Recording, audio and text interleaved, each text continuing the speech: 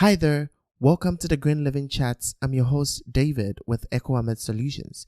Today we bring you a special episode, Research Stories.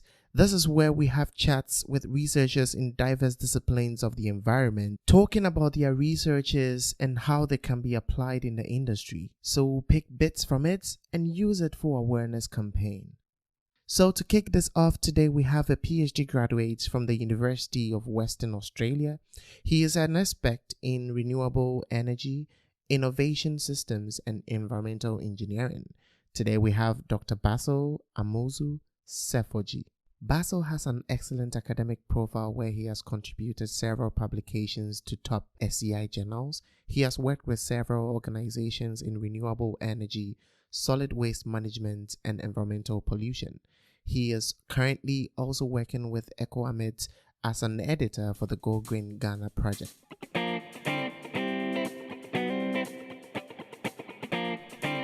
So we'll take a look at Basil's PhD project where he investigated the implications of donor-funded renewable energy projects in Ghana. We're going to discuss his research methods and some of the conclusions that he got out of it that can help the industry to grow. Here we go.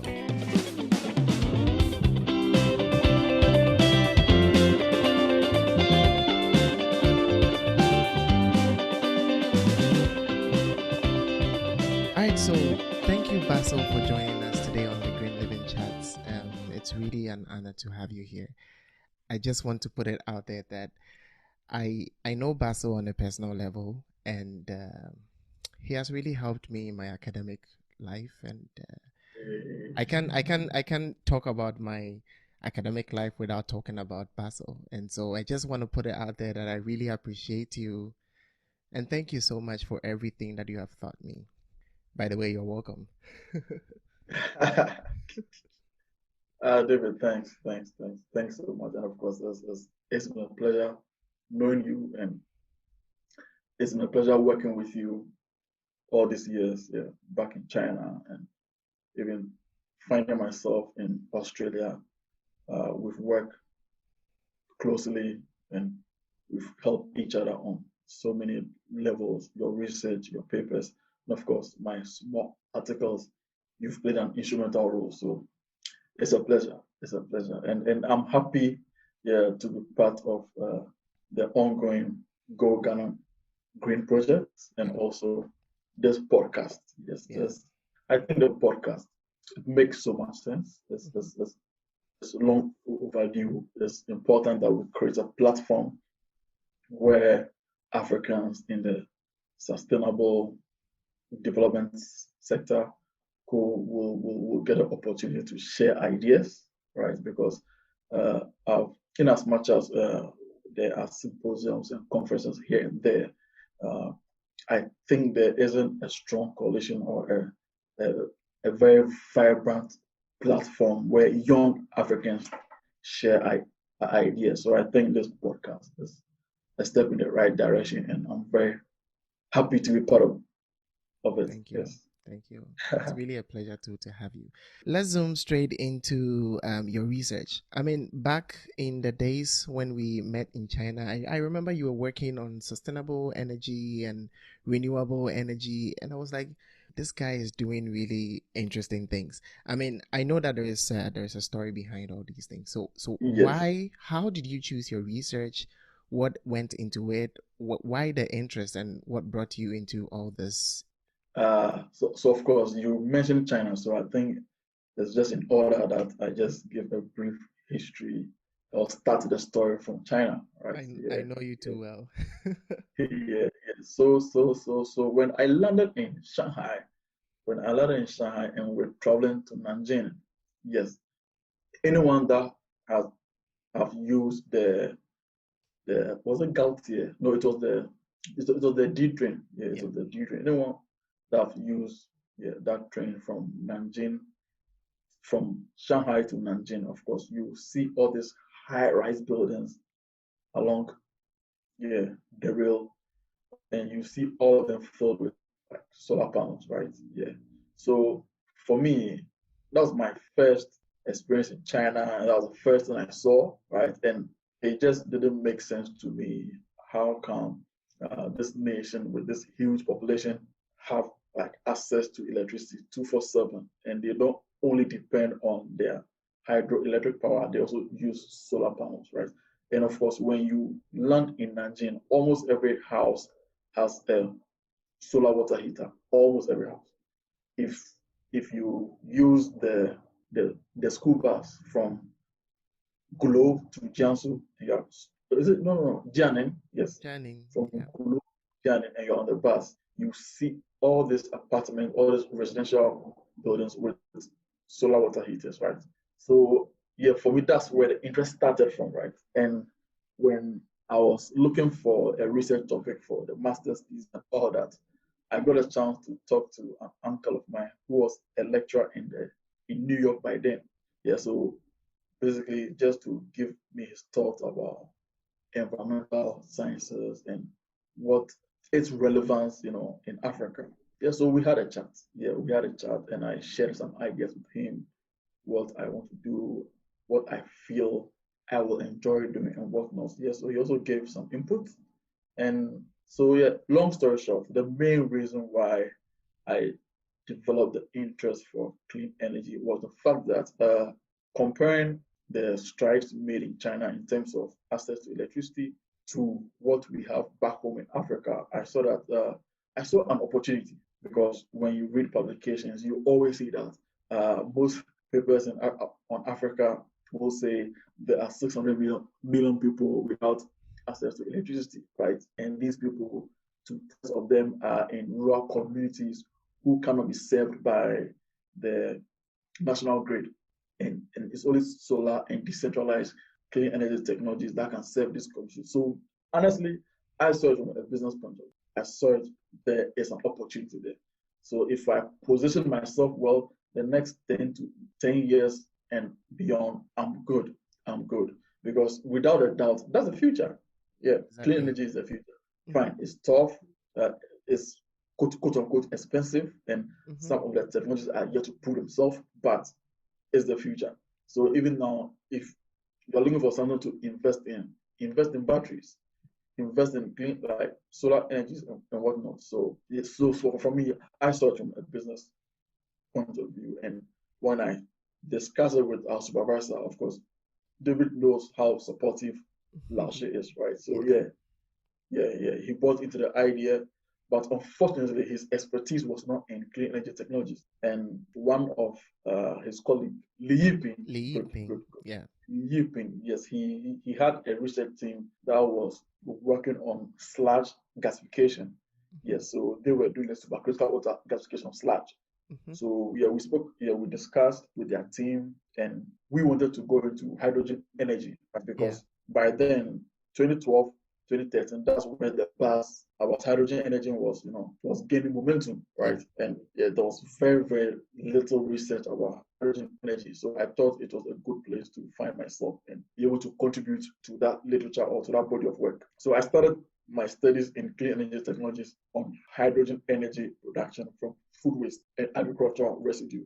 Yeah, I think 2013, yeah, that's when I got the idea to write a paper on Africa's hydrogen energy potential from biomass. Yeah, so I went to the International Energy Agency's database, Mm-hmm. got some data. Everything was based on a PC. I didn't go to the field. Mm-hmm. So I got the data, read a couple of papers, did my own computations and whatnot. Yeah, so that was my first publication. It took a while for that paper to be finally published. Yeah, Yeah. yeah, but that was my first publication, and that publication was very, very instrumental in me getting the PhD at the Yeah. University of Western Australia. I've said a lot. Let me just take a break now in case you have any questions to ask. Definitely, definitely. Yeah. I'm really gonna pick up your thoughts on the role of clean energy and sustainable energy in Africa later. But now I want us to Okay. dig a little bit into the scope of your PhD research. And Sounds good. I just want to know what went into, I mean, especially when it gets to methods. What methods did you consider in your PhD research, and what is the scope? What does it cover? What did it entail? What did you look into? And Good. let's Good. summarize that, and later I'll pick up your thoughts on Africa, because I know we have a lot to talk about. Yeah. Yes. So, in terms of the methodology, I think it would be good if I talk about what the PhD is about. Then I go into the Definitely, method. yes. So, as I was saying, my motivation to get into the clean energy space was mainly from a business point of view. I saw that there's an opportunity in Africa, and I wanted to understand why aren't we adopting clean energy technologies, right? Yes. So my research was mainly to understand the implications of donor-funded renewable energy projects, because the majority of clean energy projects in Africa are funded by international development organizations or probably just donors. At the end of the day, they are funded by international bodies, right? If you are very familiar with the discourse on international development, I'm sure you will be aware that there is a pushback to aid, right? Yes, so I'm sure you might have heard that some researchers or some scholars have mentioned that aid is not helping Africa develop, but I've not actually read or seen any research in terms of the impact of aid in energy access in Africa. So I thought that was a niche, or that was a gap in the literature. Yes, so the research was mainly social science research. So we look into the adoption of clean energy technologies and also the project implementation. Yes, so the methods were mainly qualitative, but there was some quantitative in there as well. So with the qualitative, I conducted semi-structured interviews. I also conducted focus group discussions. I also conducted mental mapping. And the quantitative, I conducted surveys. So the case studies, I chose 5 case studies, and they were all donor-funded projects or organograms. So when I'm saying project organograms, basically I mean that there were different stakeholders, and also the structures were different. With some of the projects, they were purely aid projects whereby the money was brought from, let's say, Spain. The equipment were bought by the Spanish government, and they were brought in.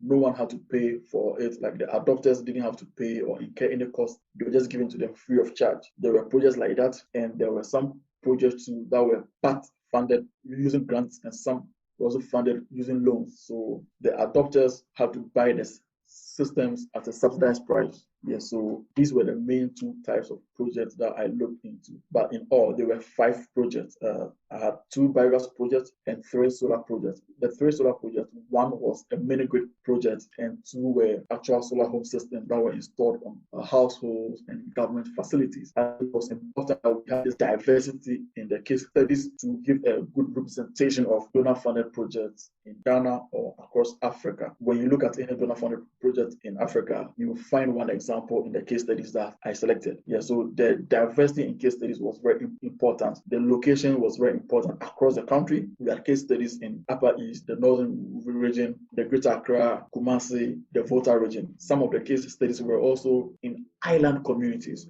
where I had to take a boat, travel to the island. Yeah, so the diversity was very important to give a picture of what's actually happening on the ground. Yeah, so of course we conducted interviews. We interviewed the project implementers, and these comprise of course the donors themselves, the government agencies, the renewable energy companies that were contracted, and also the NGOs. Depending on the type of donor-funded project, the actors may just be 2 types, as in the local renewable energy companies or government agencies, or financial institutions, local financial institutions, local clean energy companies, or NGOs. Yeah, so depending on the organogram that they chose for the particular project. Yeah, so in terms of the methodology, yeah, these were some of the stuff that I looked into, making sure that there was diversity in the case studies, and making sure they were spread across the country, and also making sure that I did not use only one data collection method. I used 4, so it was important to get that done. I think that it's slowly becoming a cliche that we hear PhD students finish their research, and we don't really appreciate the efforts that go into the work. Listening to the method that you're talking about, it seems you considered so many issues. You have to consider different case studies that will bring a new concept that could be applicable in different areas. What are some of the things that you considered in choosing these case studies? Yeah, so one of the main criteria was to make sure that the project had a component that was funded by, it was funded by international organizations. That was key. Secondly, I also look at projects that were meant to generate clean energy to be used in a facility, right? So the biogas project, I have to make sure that the biogas that was installed there was the gas generated was used to generate electricity, or the gas produced was used to generate electricity, right? Or maybe was used for cooking, right? And of course, with the solar project, of course, electricity is generated through the solar panels and light is provided in the household. And thirdly, I also look at the currency of the project, how old the project is. I made sure that I didn't select projects that were more than 10 years old. So Exactly. the research, everything started in 2017. So any project that was implemented before 2007, I did not select it. It was important to select recent projects in order to reflect the current strategies used to implement donor-funded projects, right? Because day in, day out, or year after year, these strategies change, right? Because they implement these projects for a while, they see their mistakes and they change it. So it was important to select projects that are fresh, yes. And the other criteria were to make sure that the case study sites are accessible, because most of these projects are in rural communities. You may not be able to get to these places because some of the roads are unmotorable. You can't drive there. You can't get there. For instance, the island communities, I wish I had gone to 2 or 3 of them. I visited the second one and I realized my life was virtually at risk traveling to that place. There's this place called Kudokope, is after Dambai. Yeah, that place, I think that's the eastern corridor also. That takes you to the north. Yeah, so when you go, you get to Dambai, then you use a ferry to cross the Lake Volta. Yeah, that's where you get to the northern part of the country. And Kudokope is in the island, it is in the lake there. So you board a boat, that takes about 45 minutes boat ride. And I'm sure we are all familiar with the story behind the Akusobo Dam. After the dam was built, water flooded all about that place. And so after those places are settlements and or like there were forests. So when you are on the boat going, you see tree stumps all over the place. And I'm sure you've heard of stories of boats capsizing and people dying and stuff like that. So first of all, the road is not good. Then you also risk your life, and you are not given the vest that you have to wear. Exactly. So it's a risk. But for the island in Greater Accra, which is called Pediatokope, it's actually not too far from Aqua Safari, right? Oh, okay. So yeah, you have lots and lots of safety vests there to wear, and it's just about 7 or 10 minutes boat ride from the riverbanks. So yeah, it was much safer. Yeah, so these are some of the things that you also have to consider: the accessibility, and also the availability of stakeholders to interview. You may get a good project and all that, but the stakeholders you want to interview are unavailable. They don't have the time. They are busy, whatnot. So, and they are the guys who are going to give you the data, right? Yeah. So these are some of the stuff that I have to consider to select the project, because before I left for Ghana, I had some projects in mind, but when I got to the ground, I had to quickly change the case. Yeah, the project I finally used for this study. And as a researcher, I think it's important that you are able to adapt to the events that unfold in the course of the research. Yeah. If you're enjoying this content, kindly leave a comment, or you could as well review us on iTunes. This will help others to be able to find this content.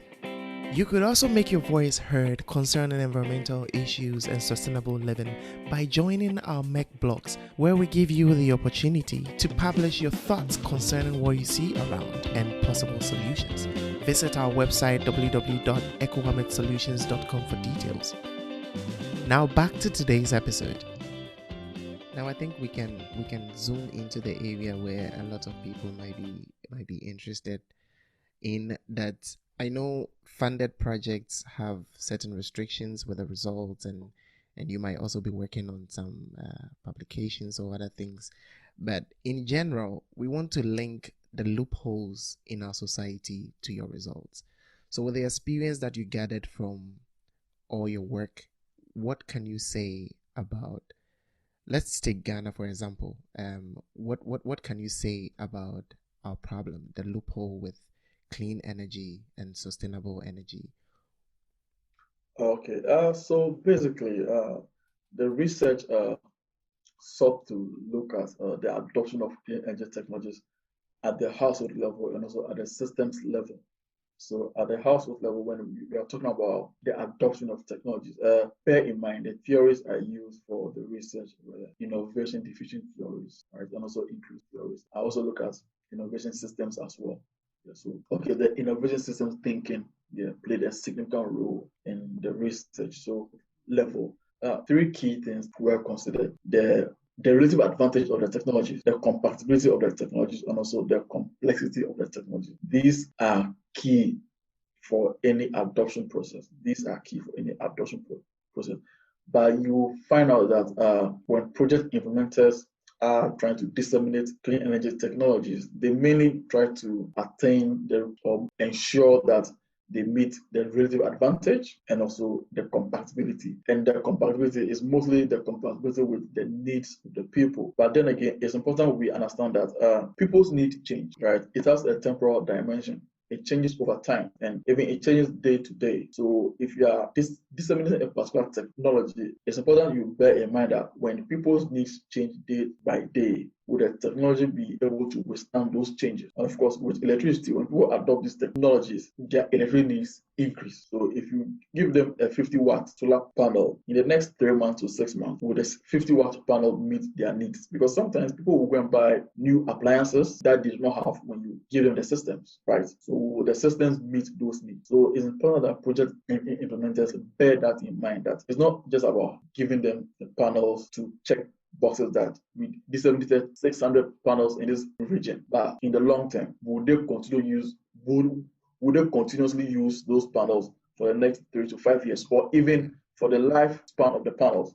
The panels expire after 20 to 25 years. Inverters about 6 to 7 years, right? When you give them this system, would they be able to use them? This system meets their needs for the lifespan of the systems. That's what I think we need to bear in mind. And this is also intertwined with existing national energy policies and also clean energy policies as well, because there has to be a synergy with all these policies. Yeah. We can have a national electrification program which is not linked to our renewable energy targets or policy if we have any policy at all, right? So it's important that these policies take into consideration the household needs of these people, because if, for instance, there's this very popular thing that you hear the project implementers or the government officials in Ghana say that they disseminate solar panels in communities that will not be served with the national grid in the next 5 to 10 years. But after the install of these systems, sometimes even that same year, they extend the national grid to these communities, or maybe the following year, right? And this extension is often influenced by politics, promises that they've made to the people, because the people want the grid in order for them to vote for the people or for the politicians, or maybe the people have complained that their community next door has the national grid, but you can't give them solar panels, meaning you don't respect them, right? So there are these pressures, these social cultural pressures in there that also influence the extension of the national grid. There's this other policy that says that the national grid will be extended to, okay, first of all, I think the national grid it isn't supposed to be extended to communities that have less than 500 inhabitants, but there's an exception. If the grid is passing through communities that have less, then they will be given the national grid. So even if these communities are given the solar panels, the mere fact that they are extending the national grid to bigger communities and it passes through the small communities, then they will be given the national grid. Yeah. So these people will tend to abandon the solar panels. So the problems are actually intertwined and convoluted, but it appears when we are addressing or we are sort of disseminating these technologies, we don't take these things into consideration, which I think is problematic. And of course, one thing that I found in the research is that when it comes to the complexity to use the technologies, little attention is given to that, which I think, moving forward, project implementers should do better. Yes. Currently, I think that comparing Ghana to, let's say, Europe and, let's say, Asia, the type of energy that we are using, I think our main source of energy is hydropower. But what's your thoughts on I know that the capacity of the dams we have right now is not able to support the whole nation. And some few years ago, we have been having issues with what we tag as doomsor and not having energy access. I don't know if your study covers this area, but what are some of the other clean energy sources you think that it's available for us to use that we haven't explored yet? That I think that the government can look into and individuals can look into, especially with local communities that cannot have access to this great supplies as you were talking about. What are some of these clean energy sources that you think that we haven't explored yet? I will say wind, because if I'm answering your question as to which ones that we haven't explored yet, Explored yet, yes. yeah, because we've explored biogas, right? But not to the level that we should. Exactly. So the one that we haven't explored yet is wind. But then again, our wind potential is very low, especially in Ghana. Places where they have high wind potentials are the east coast and south of Africa, right? So you see wind turbines in Kenya and whatnot. Yeah. So yeah, across Africa, some countries have done well in terms of wind. A typical example is Kenya, of course. Yeah, but in Ghana, in the tropical rainforest region, we don't have high wind speed potentials. Yes. I saw this GIS database by the Coast Energy Efficiency. Yeah, they have this GIS database of the wind energy potentials across Ghana and, of course, West Africa. I think you should take a look at that. It's a very resourceful database that they put together. And it's not only on wind, solar systems that have been installed across West Africa, all the various clean energy technologies. And you find out there's little wind potential across our sub-region, especially Ghana. Yes, but I know there was this Dutch company that was doing some research on wind potential around the Kwewu Hills and all. Yeah, but wind, we're not exploited wind enough, probably because we have very less wind potentials in the country. But biogas, I think, is something that we can still be very, aggressive in terms of increasing its adoption, because we generate lots of bio waste in the country. Yes, from our senior high school, legal excreta and all that we can use to generate biogas to power the palm trees and whatnot, right? So we have so many boarding schools in Ghana, and that's a resource, right? So even the slurry can be used to produce these briquettes that can be sold as charcoal. Yeah, biogas, we've done some on biogas since the 1980s from the Apollonia project. And we've seen small biogas projects across the country, but most of them have failed. Yes, and there are still new biogas projects going on, but how long are those ones also going to last, right? Yeah, we must give biogas enough attention, just like we are giving to solar. We must give biogas, because there's lots of potential for biogas, especially, as I said, in our boarding schools and also in our farms, and also in our food factories. So I think it's something that we must look into, because there's lots of money there as well. Exactly. Because we'll create jobs for people, and we'll generate electricity, fertilizers for subsistence farmers and whatnot. So I think biogas is something that we must give lots of attention. And in terms of the solar, I think we must start looking into mini grids, because with the mini grids gives you that flexibility to increase your energy demand and not have a negative impact on the technologies themselves, right? Because it's a big grid as compared to the solar home system, and it has lots of batteries in there. And there are tariffs that a user can subscribe to. So if you feel your energy needs are increasing, you just hop onto the next tariff and you pay more. Yes, and the energy is in the battery and is being managed in a separate place far from your household, as compared to the solar home systems where it's only one or two panels and you can't do anything more to it. If you want to increase your energy, you must buy another panel. So you find people doing all sorts of connections, buying inverters, because the ones that they often disseminate in this rural community, they are DC, so they buy the inverters to make it AC, and also when the charge controllers can't stop the flow of power because the battery needs to charge, people bypass the charge controllers so that they can use the electricity. So for me, I think we must take a good look at the mini grids and invest in them, because with this solar home systems, they are good, but when it comes to the changing energy needs of the people, the solar systems are unable to withstand that because it's just one system and they must buy a new system in order to increase their energy needs. So in terms of which technologies we have to look into the future, I think biogas technology is important and also mini grid. But I would like to ask you that with this research experience that you have gotten and all your experience in research, how do you see the future and what's your expectation in the next 2 to 5 years with your professional life?